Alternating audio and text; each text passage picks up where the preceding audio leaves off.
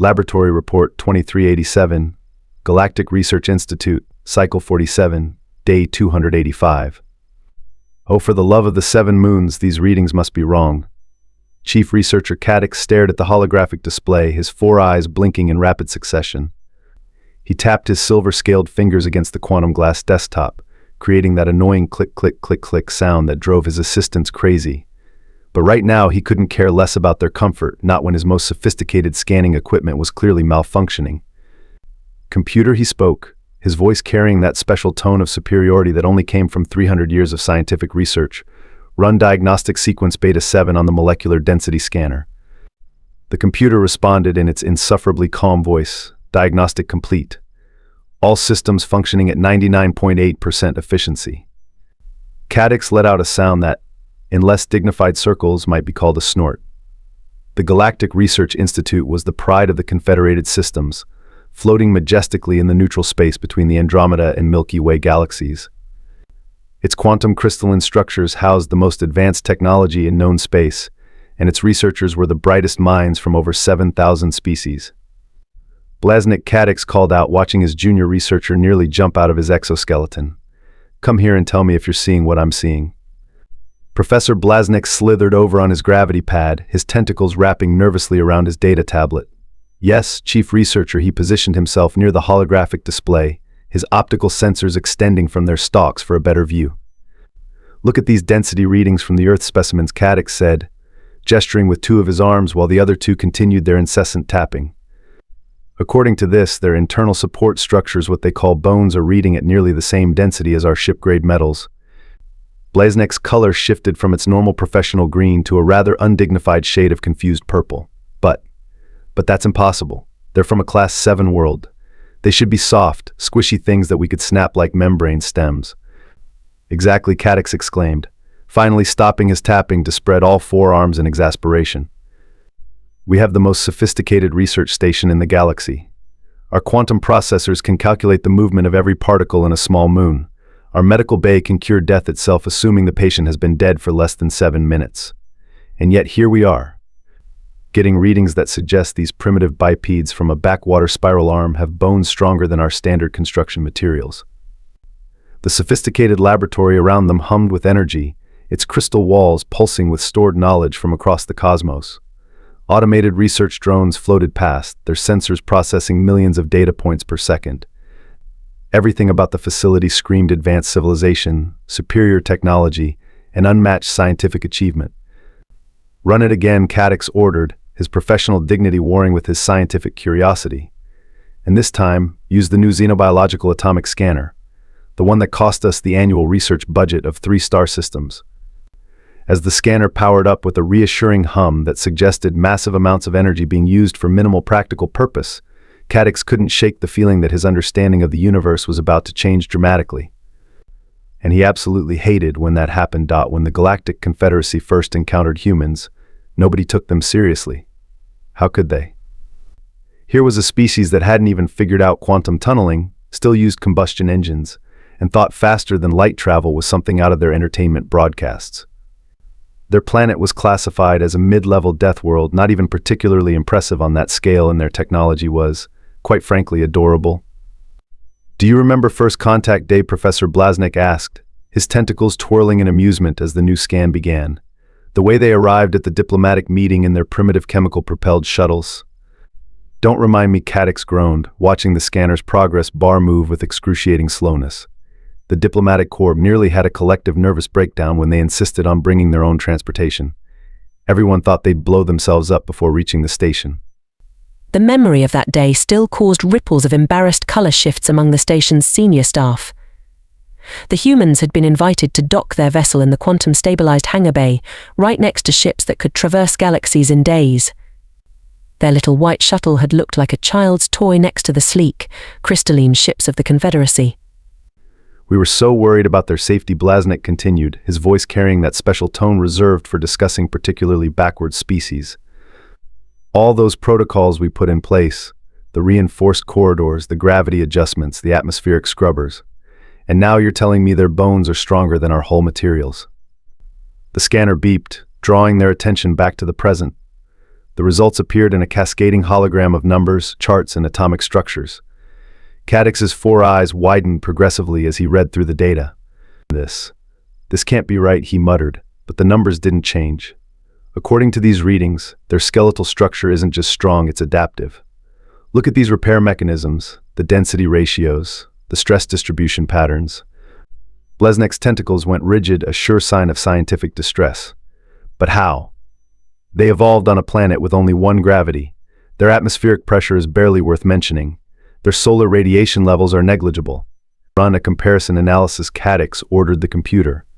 Compare human bone density and strength against all known sentient species and construction materials in our database. The computer hummed obligingly. Analysis complete. Human bone density and strength-to-weight ratio exceeds 89.7% of all registered construction materials and 99.3% of all known sentient species support structures. The laboratory fell silent, except for the gentle hum of quantum processors and the distant sound of a junior researcher dropping something expensive. We've been studying them for months, Blesnik whispered, his voice carrying the horrified realization of someone discovering they've been sitting next to a predator at dinner. All those initial dismissals, all those patronizing reports about their primitive technology. And the whole time they've been walking around with internal support structures stronger than our ship hulls. Kaddix finished, his color shifting to the pale blue of scientific awe. And they don't even seem to notice. Remember that human researcher Dr. Chen? Last week she accidentally walked into a support beam and just laughed it off. That beam was made of quantum-reinforced alloy. The implications were starting to sink in, and they were terrifying. The Confederacy had been treating humans like fragile creatures that needed protection from the harsh realities of advanced space travel. They'd installed special cushioned seats in diplomatic chambers, modified gravity fields, and even provided safety equipment that, they now realized, was probably more likely to break than the humans themselves. Chief Researcher Blesnik said slowly, "Should we inform the Council?" Kaddix stared at the holographic display, watching as it cycled through comparisons of human bone structures against various materials. Not yet, he decided. First, we need to understand exactly what we're dealing with. Prepare the test chamber, the one we use for material stress testing. The destroyer-class hull testing chamber. Blesnik's tentacles twisted in shock. But that's meant for. I know what it's meant for, Kaddix interrupted.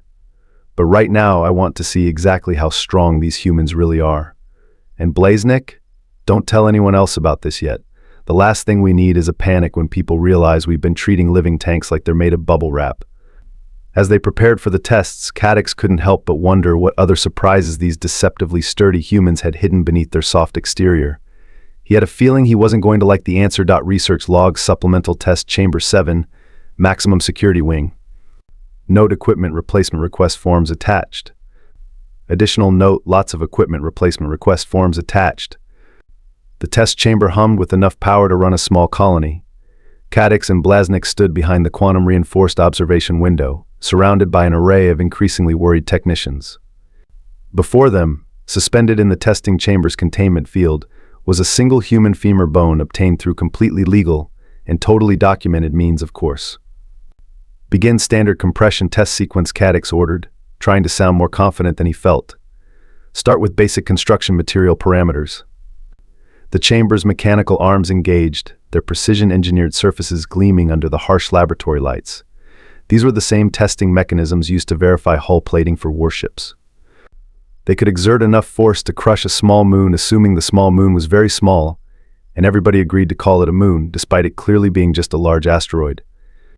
Applying force equivalent to standard civilian-grade construction materials, announced the computer in its irritatingly calm voice.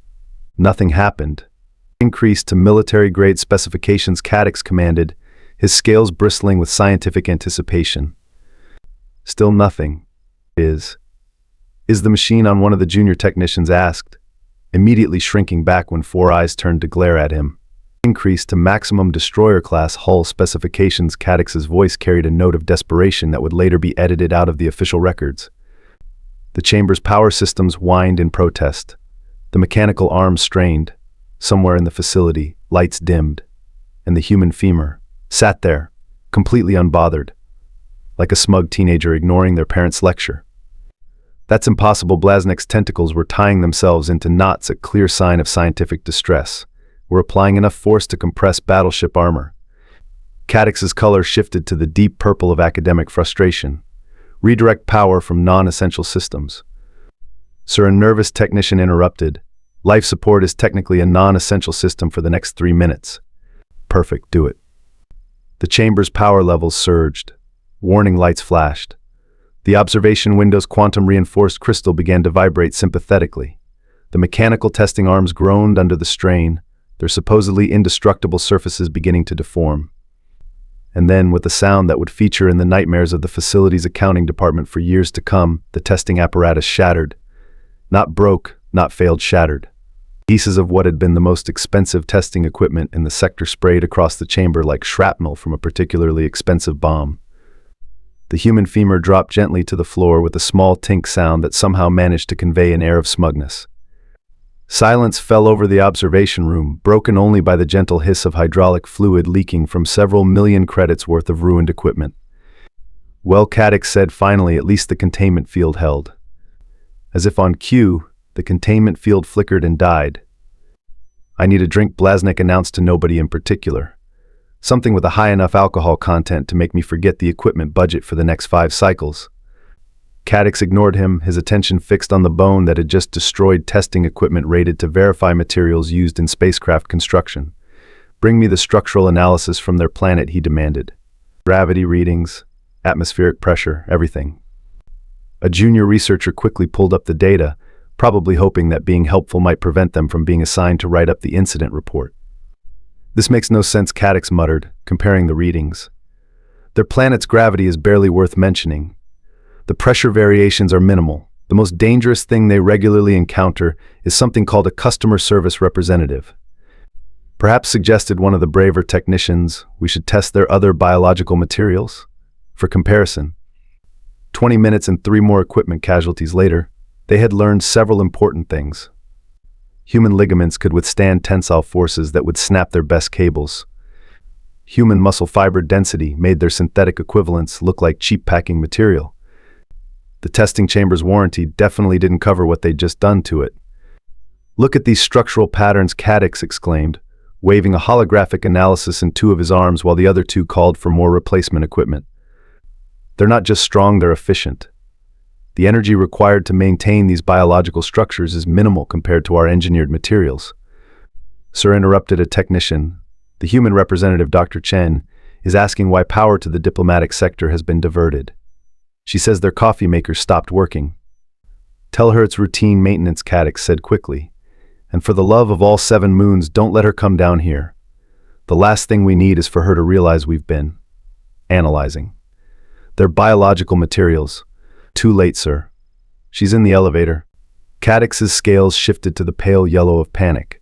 Quick, hide the everything. Blaznik, start deleting test logs. You there, try to make it look less like we just destroyed enough equipment to bankrupt a small planet. You, start writing a very creative explanation for why there's a human femur in our test chamber. As alarms continued to blare and researchers scrambled to make the catastrophic equipment failure look more like a planned scientific outcome, Kaddix couldn't help but wonder if maybe, just maybe, they should have started with something simpler. Like trying to understand how humans could eat capsaicin for fun, or why they insisted on keeping creatures called cats that clearly regarded them as disposable servants. The elevator chimed. If anyone needs me. Blaznik announced, slithering toward the emergency exit, I'll be drafting my request for transfer to the Bacterial Evolution Department. I hear bacteria are nice and predictable, and most importantly, they don't have bones that break our universe's understanding of materials. Science. Research Log 2387B Classification Review Committee. Status urgent. Note: 3rd replacement quantum computer requested after first 2 melted trying to process the data. So Dr. Sarah Chen said, looking around the devastated test chamber with an expression that humans called barely contained amusement, having some equipment troubles. Kaddix, who had given up on maintaining his professional color palette and had settled into a sort of panic mauve, tried to position himself between her and the very obvious human femur still lying among the wreckage. Just some routine material testing, nothing unusual. Certainly nothing involving unauthorized biological samples. Aha, she responded, picking up a piece of what had once been a multi-million credit testing apparatus. And I suppose this equipment just spontaneously decided to explode. Before Kaddix could fabricate a suitably scientific explanation, the computer chose that moment to announce, "Analysis complete. Human skeletal structure demonstrates material properties previously thought impossible in naturally occurring biological systems. Updating galactic classification databases." The silence that followed was broken only by the sound of Blaznek quietly banging his head against a wall. "Well," Dr. Chen said cheerfully, "since you're already studying us, want me to help you understand what you're looking at?" What followed was perhaps the most humbling 3 hours of Kaddix's 300-year scientific career. "You see," Dr. Chen explained, pulling up virtual models of various species' skeletal structures, "you've been thinking about this all wrong. You're comparing our bones to your construction materials, but that's not how evolution works." The holographic display showed a parade of alien species: the crystalline Vorax, the liquid metal-based Corax, the energy beings of the Photon Collective. Next to them, the human skeleton looked deceptively simple. "Your species," she continued, "mostly evolved on low-gravity worlds or in space habitats. You developed amazing technologies to compensate for structural weaknesses. But Earth tried to kill us every step of the way. But your gravity is only," Kaddix began. "Oh, gravity was just the beginning," Dr. Chen interrupted, her smile growing worryingly wider. "We've got massive temperature variations, atmospheric pressure changes, predators, geological instabilities. We evolved while our planet was actively trying to compress us, shake us apart, freeze us, boil us, or have something eat us. Often all at once." The room had gone very quiet. Even the usually chatty computer seemed subdued.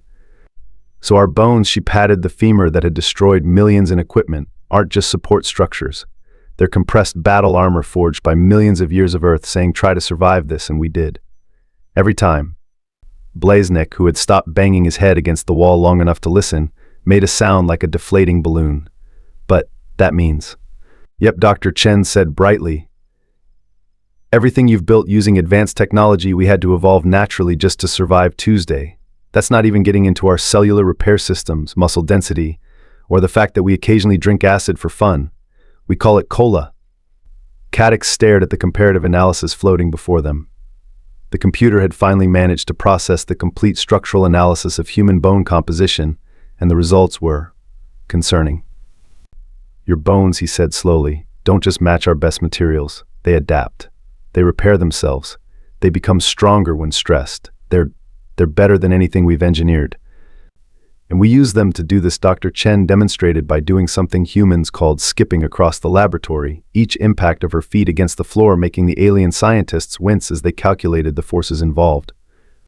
"This changes everything," Kaddix muttered, his scientific mind racing ahead to the implications.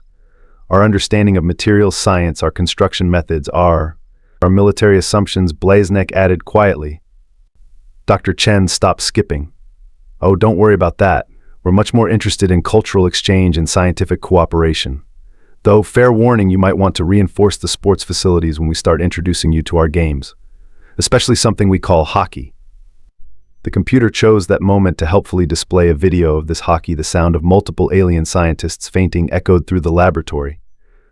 "I need to call the council," Kaddix said weakly, "and possibly update our entire understanding of structural engineering, and definitely order more testing equipment." "Great," Dr. Chen beamed. "While you're at it, want me to tell you about something we call parkour?" The emergency medical team later reported that the mass fainting event which followed set a new facility record. Emergency Council Session 458. Topic: Everything we thought we knew is wrong. Status: panic. Note: the following transcript has been edited to remove excessive screaming. The Grand Council Chamber of the Galactic Confederacy, normally a model of dignified deliberation, had devolved into something resembling a panic-fueled circus. General Vox, Supreme Commander of the Confederate Defense Forces, was turning an impressive shade of stress-patterned orange as he reviewed Kaddix's findings.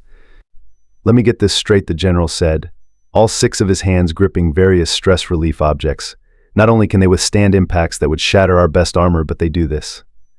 "This? What did you call it?" Dancing, Kaddix supplied helpfully. "Apparently they do it for fun. They deliberately jump, spin, and impact the ground repeatedly. Some variants involve something called breakdancing, which, despite its concerning name, does not actually result in anything breaking, except our understanding of physics." A military analyst in the back of the room whimpered. And you're telling me, the general continued, stress toys creaking in his grip, that they develop spaceflight while being this naturally resilient? Do you have any idea what this means? That we should be grateful they're more interested in sharing their TikTok dances than conquest, suggested a hopeful diplomat. The holoscreen displayed footage of humans participating in various athletic activities. A collective gasp rose from the assembly as they watched something called a parkour fail compilation. Not because of the impacts, but because the humans just got up and walked away from falls that should have been fatal. We need to reclassify them immediately, shouted one of the council members. Upgrade their death world status. To what another councillor shrieked. We don't have a classification for naturally armored species that treats potentially fatal impacts as entertainment. General Vox crushed another stress relief ball. What about their military capabilities? Kaddix pulled up more data, trying to ignore the way the council members were slowly edging away from the display. Well, according to Dr. Chen, they have something called extreme sports, which makes their combat training look tame by comparison. Apparently, they jump out of perfectly functional aircraft for recreation. The room fell silent, except for the soft thud of a military strategist fainting. For fun, someone squeaked. Oh yes, Kaddix continued, warming to his subject with the enthusiasm of a scientist who had stopped caring about causing panic. They also climb frozen waterfalls, swim with large predators, and something called competitive eating, which I'm still trying to understand but appears to involve intentionally testing their digestive system's structural limits. Can we keep this classified? General Vox asked desperately. Declare it top secret. A nervous aide raised their appendage. Sir, the humans have already posted about it on something called Reddit. There's a whole thread about how adorable our reaction was to discovering their bone density. The general's stress toys gave up the ghost, exploding in a shower of therapeutic gel. Adorable? Adorable? We're having an existential crisis about their structural integrity and they think it's cute. They've also started a meme trend, the aide continued, despite frantic gestures to stop. They're calling it Aliens Discover Human Bones Are Metal AF. It's gone viral. Kaddix watched as the council devolved into chaos. One member was trying to hide under their hover seat. Another was frantically updating their will. The diplomatic corps representatives were huddled in a corner, rocking back and forth and muttering about implementing new safety protocols for the furniture. Perhaps Kaddix suggested we should focus on the potential benefits. Their biological structures could revolutionize our engineering principles. We could improve our construction methods, develop better materials. They arm wrestle for sport, someone shouted hysterically. Do you realize what their actual weapons must be like? Actually, Kaddix said, Dr. Chen mentioned something called pillow fights that they consider a gentle activity. The rest of his sentence was drowned out by the sound of multiple council members trying to evacuate the chamber simultaneously. General Vox, now resembling a traffic signal in both color and function, finally found his voice. New protocol, effective immediately. All furniture in diplomatic areas is to be reinforced to warship specifications. And someone please find out what other terrifying things they consider fun before they accidentally destroy half our facilities trying to teach us their games. As the emergency session dissolved into barely contained chaos, Kaddix couldn't help but notice that the human representatives watching from their diplomatic box seemed to be having trouble containing their laughter. He made a mental note to reinforce the railings before they broke something else by accidentally leaning on it too hard. Galactic News Network breaking report. Breaking humans are what? Note this broadcast is rated C for concerning. The public announcement went about as well as throwing antimatter into a black hole spectacularly, and with far-reaching consequences that nobody could quite predict. Citizens of the Confederacy, the official broadcast began. Recent scientific discoveries have prompted a re-evaluation of our human allies. We assure you there is no cause for panic. The feed cut to scenes of humans participating in various sports activities. The sight of a boxing match caused mass hysteria in 3 sectors. A skateboarding compilation resulted in 6 systems declaring a state of emergency. When footage of the human sport rugby began playing, censors rushed to cut the broadcast, but it was too late. Social media platforms across the galaxy exploded. They do this for fun at Space Force for Life. Just watched humans moshing moving to the galactic core immediately at xenobiology student. Anyone else notice they're letting their cubs try this playground stuff? Parental concern at worried parent. The diplomatic sector became a circus of contradictions. Some species started reinforcing their furniture whenever humans visited. Others removed it entirely, assuming it would only end up broken anyway. The Gelatinous Confederation refused to let humans into their embassy, citing structural integrity concerns, while the Silicon Collective began enthusiastically studying human bone samples to improve their crystalline technology. Dr. Chen's official statement didn't help. We appreciate your concern, but really, we're quite fragile compared to what Earth originally wanted us to be. Have you seen what tardigrades can survive? The resulting database searches for tardigrade crashed 3 major research networks. Trade relations took an unexpected turn. Suddenly, everyone wanted human construction consultants. The market for Earth-inspired architecture soared. Someone leaked the concept of parkour to the Architectural Guild, leading to an emergency session about practically indestructible beings who treat walls as suggestions. The military establishment wasn't doing much better. Training simulations had to be completely rewritten. The standard overwhelming force doctrine fell apart when someone pointed out that humans considered being overwhelmed a challenge rather than a deterrent. But surely they have weaknesses, one desperate strategic analyst wrote. What about their soft tissues? A helpful human representative responded by sharing videos of their medical procedures, including something called walking it off and just a flesh wound. 3 military academies shut down for curriculum restructuring. Meanwhile, humanity's diplomatic status shifted from interesting newcomers to, oh gods, indestructible trade agreements were hastily revised. Defense treaties were enthusiastically signed.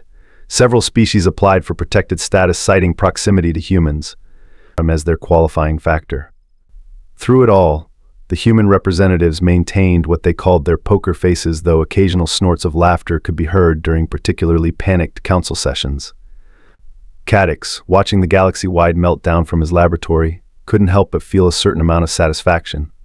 After all, it wasn't every day that you got to completely upend galactic society's understanding of biology, physics, and what constituted reasonable recreational activities. Sir, his computer interrupted.